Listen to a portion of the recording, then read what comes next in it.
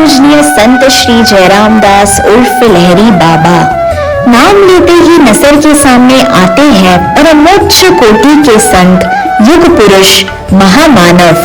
अंतरात्मा में से उमंगें उछलने लगती है और आंखों में प्यार भरी नमी आ जाती है। संत श्री जयराम दास उर्फ लहरी बाबा, क्या जादू है इस नाम में। ऐसी कौन सी ताकत है इस नाम में कि उन्होंने मध्य भारत के लाखों सामान्य जनकों को जोड़ के रखा, पिता समान प्यार दिया, सबके साथ आध्यात्मिक प्रेम की डोर बांधी। चाहे वह छोटा हो या बड़ा, गरीब हो या अमीर, बच्चा हो या बूढ़ा, पुरुष हो या महिला, ग्रामीण हो या शहरी, सभी से अटूट प्रेम का बंधन बांधा। इसीलिए तो हम उन्हें प्यार से बुलाते हैं बाबा। बाबा सभी को प्यार देते, फिर भी दिन दुखियों के लिए, पीड़ितों के लिए ज्यादा ही झुकाव और लगाव रखते। वे कहते, जन्म जन्म का नाता है हमारा तुम्हारा। बाबा ने मानव एवं समस्त जीव जगत के उद्धार के लिए और विश्व कल्याण के लिए अवतार कार्य किया। लहरी आदि देवता शिवमय तत्व है, मनुष्य यह जीवन तत्व है। जब जीव और शिव मिलकर दोनों एक हो जाते हैं, तभी मानव जीवन का कल्याण एवं उद्धार होता है। जीव आत्मा साक्षात्कार के मार्ग पर चलता है। इसीलिए उन्होंने जय घोष दिया है, जय लहरी जय मानव। क्योंकि मानव धर्म से अनेक धर्म की उत्पत्ति थी। एक मानव धर्म ने इससे दो धर्म पैदा हुए थे, मानव और दूसरा दानव धर्म को। दानव धर्म को नष्ट करा, मानव धर्म खड़ा करके सबको सही संत बनाना। इसी का प्रतीक संत श्री लहरी बाबा आश्रम संस्थान कामठा मध्य काशी में 78 फुट ऊंचा, 90 फुट लंबा और 40 फुट चौड़ा शिवलिंग के आकार का आरस पानी संगमरमर का शिव मंदिर है। भारत ही नहीं, पूरी दुनिया में ऐसी विशेषताओं वाला यह एकमात्र मंदिर है। हमारी भारत संस्कृति कृषि प्रधान है। गायों और बैलों का उसमें अत्यंत पवित्रता का स्थान है। कृषि यह बाबा का व्यवसाय था। उन्हें पशुपालन और पशु सेवा बहुत ही प्रिय थी। प्रपंच से परमार्थ साधने का आदर्श मार्ग भी यह है। नंदी इन सब का प्रतीक है। भव्य नंदी इस शिवलिंग के सामने शिव प्राप्ति का परम शांति एवं संयम सहित अनादि काल से इंतजार कर रहा है। भौतिक चमत्कार तो बाबा के जीवन का अहम हिस्सा बन गए थे। चाहे वह घने जंगल में कड़ी तपस्या के बाद लौटते समय 2 बड़े शेरों के साथ आना हो, या लगातार मारने के लिए दौड़ने वाले तगड़े गाय को छूते ही बाबा के चरणों में झुकना हो, संतति पाने के लिए तरसने वाले कई दंपतियों को संतान देना हो, या मुर्दों समान व्यक्तियों को जगाना हो, कितने चमत्कार बखान करे।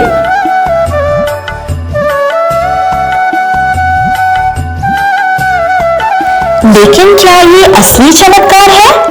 नहीं, चमत्कार वही जो दानव को मानव बनाए।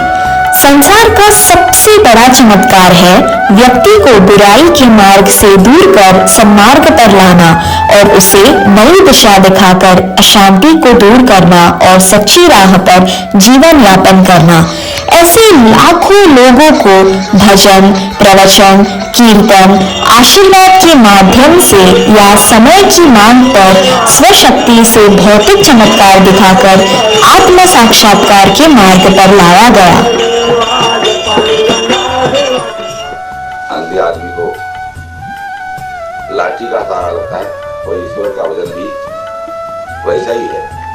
इसलिए मानव का जन्म आपको मिला है। इस मानव का जन्म परमात्मा से दर्शन के वास्ते ही हमें मिला है। इसी जन्म में भगवान की प्राप्ति कर लेना अत्यंत जरूरी है। दौलत, पैसा सब कुछ तुम्हारे पास है, परंतु अंतिम समय में ये कोई साथ देने वाला नहीं। अंतिम समय में साथ ईश्वर का नाम ही साथ दे सकता है।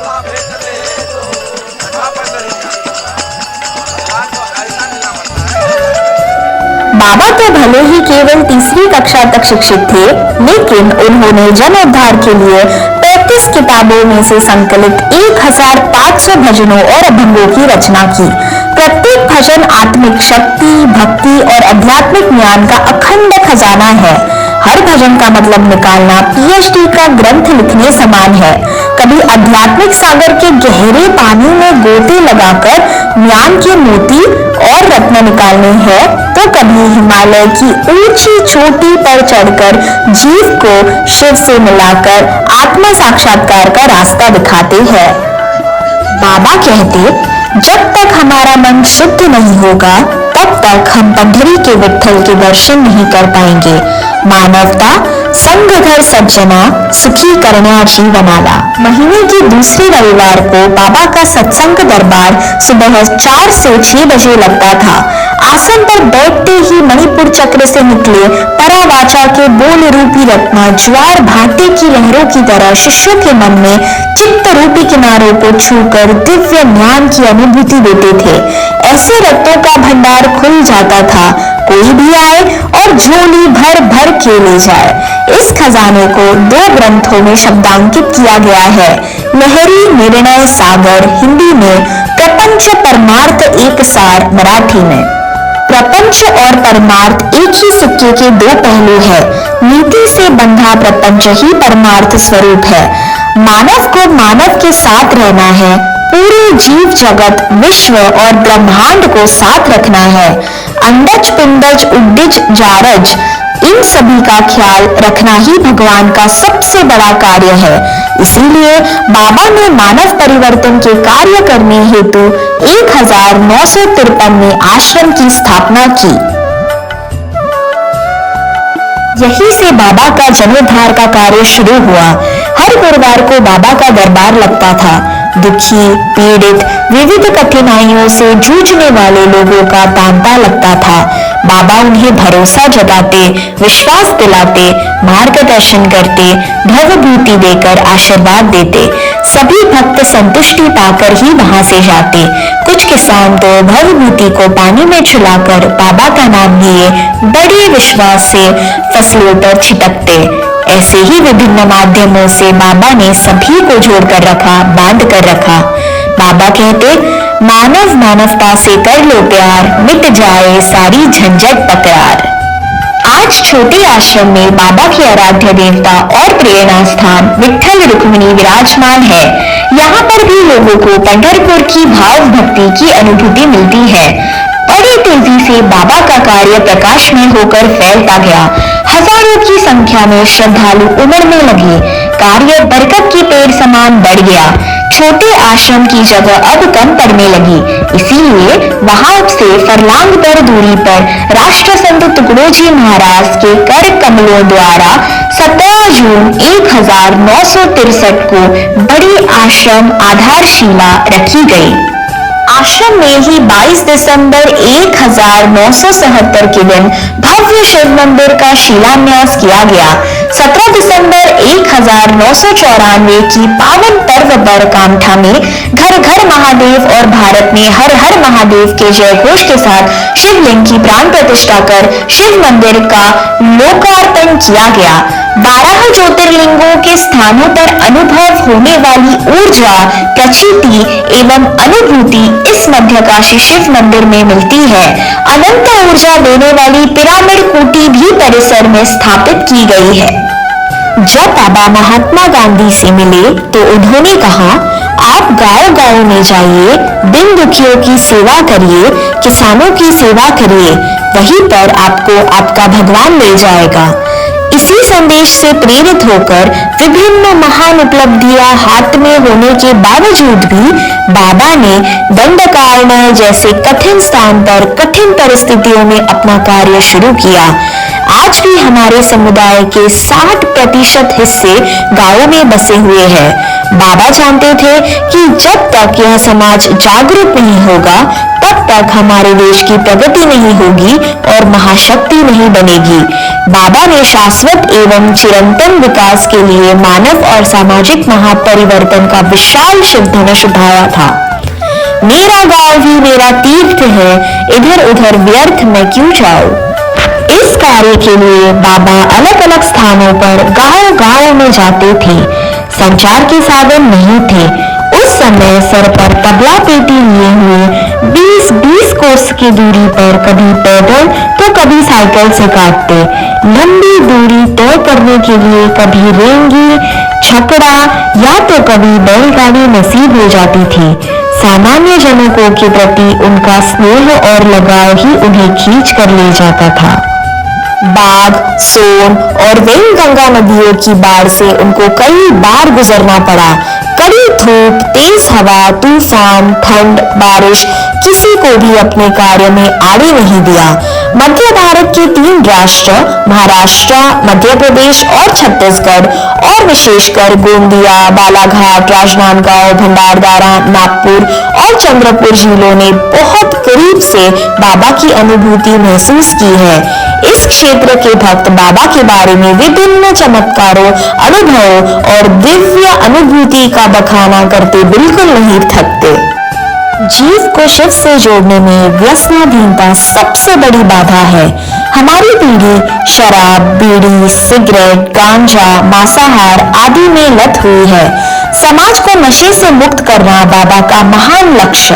नागपुर जिले का रिधोरा एक समृद्ध गांव, नदी पर बांध बंधवाने हेतु वहां की खेती सरकार ने अपने कब्जे में ली, जिसका वहां के लोगों को काफी ज्यादा मुआवजा मिला। नतीजन वहां के लोगों में व्यसनाधीनता में जबरदस्त वृद्धि हुई और काफी अशांति फैल गई। बाबा ने वहां 3 दिन के मुकामी सत्संग में पूरा गांव और इलाका 100% नशा मुक्त कराया। दुनिया का यह सबसे एकमात्र उदाहरण है। आज भी वहां के लोग बड़ी संतुष्टि, समृद्धि और भक्ति के साथ अपना जीवन सफल कर रहे हैं। मानव महापरिवर्तन के ऐसे कई चमत्कार बाबा ने करवाए हैं। युवा हमारे देश की आधारशिला है। उसकी व्यसनाधीनता से हमारा देश तबाह हो जाता है। इसीलिए बाबा का युवाओं पर बहुत जोर था। आश्रम में आने वाला हर युवक पुरुषार्थी जीवन जीने की प्रेरणा लेकर ही बाहर आता था। ये युवा देश की सेवा के लिए निष्ठा, लगन और त्यागमय भाव के साथ विभिन्न क्षेत्रों में कार्यारत हो जाते हैं। मेरे दोस्त, खुद का प्रपंच तो तुझे साधना ही है, साथ ही तेरे ज्ञान, अनुभव और कौशल्य से समाज और सामान्य जन को भी उसका लाभ पहुंचाना, तभी तेरा जीवन सफल बनेगा। भक्तों की पुकार सुनते ही यह विट्ठल कभी भौतिक रूप में तो कभी सूक्ष्म रूप में भक्तों की ओर दौड़ा चला जाता था, उन्हें प्यार देता था, दुख दर्द से राहत दिलाता था, जीवन जीने का विश्वास जताता था। जिस तरह भगवान श्री कृष्ण ने द्रौपदी की लाश रखी, बाबा भी अपने भक्तों की लाश रखते हैं। दुखी जीव देखकर आंसू भर आते हैं, सेवा के लिए स्व शरीर को मिटा देते हैं। आश्रम अनेक कष्टों, अंतहीन कठिनाइयों, शारीरिक, मानसिक, बौद्धिक और आध्यात्मिक व्याधियों के निवारण का साक्षी है। बाबा ने सभी को जीवन जीने का मंत्र दिया। सहज समाधि जिसने साधी, मिट गई उसकी सारी उपाधि। बाबा जहां भी जाते हजारों लोग इकट्ठा हो जाते, बेसब्री से अपने बाबा का इंतजार करते। बाबा की सहवास में आने वाला हर व्यक्ति समाज में सर ऊंचा किए सम्मान के साथ जीता है, क्योंकि बाबा ने उसे विश्वास दिलाया है कि वे हर पल उनके साथ है। एक बार आजमा कर तो देखो। यह भौतिक रूपी कार्य 11 दिसंबर 1999 को रुक सा गया। दर्शन के लिए लाखों की संख्या में जनसागर उमड़ पड़ा, जोर जोर से रोने लगे। कैसे बखान करें, शब्द ही रूठ से गए। उनकी सूक्ष्म रूपी जागृत ज्योतिर्मय यात्रा चिरंतन समय चलने वाली है। भक्तों को अभी भी दिव्य आध्यात्मिक ज्ञान प्राप्त हो रहा है, उसकी अनुभूति मिल रही है। उनका यह कार्य परम पूज्य डॉक्टर खिलेश्वरनाथ उर्फ टुकड़े बाबा अपने समर्थ कंधों पर संभाले हुए है। बाबा जागृत मूर्ति के रूप में आश्रम में मौजूद है। बाबा के सामने अपनी आंखें बंद कर ध्यान लगावे और उनकी जागृत ऊर्जा महसूस करे। आज आज भी बाबा जागृत महासमाधि के रूप में विद्यमान है। महासमाधि के दर्शन करने दूर दूर से श्रद्धालु आते हैं और दिव्य प्रेरणा लेकर जाते हैं। आज बाबा का भौतिक कार्य शुरू हुए 100 साल हुए। हम उनका जन्म शताब्दी महोत्सव 7 से 11 दिसंबर 2022 को न भूतो न भविष्यते बड़े ही धूमधाम से मना रहे हैं। इस महोत्सव की तैयारियां 2 साल से चल रही है। कोविड जैसी कठिन परिस्थितियों में भी परम पूज्य टुकड़े बाबा भक्तों के निमंत्रण पर गांव-गांव, शहर-शहर गए, भक्तों के साथ गए, भक्तों के लिए गए, उनके साथ नाता बनाया, बंधन बांधा, प्यार की डोर में जकड़ लिया। यह हमारा परम सौभाग्य है कि हम इस समारोह का आंखों देखी अनुभव कर रहे हैं। इस समारोह के लिए आप सभी का स्वागत है।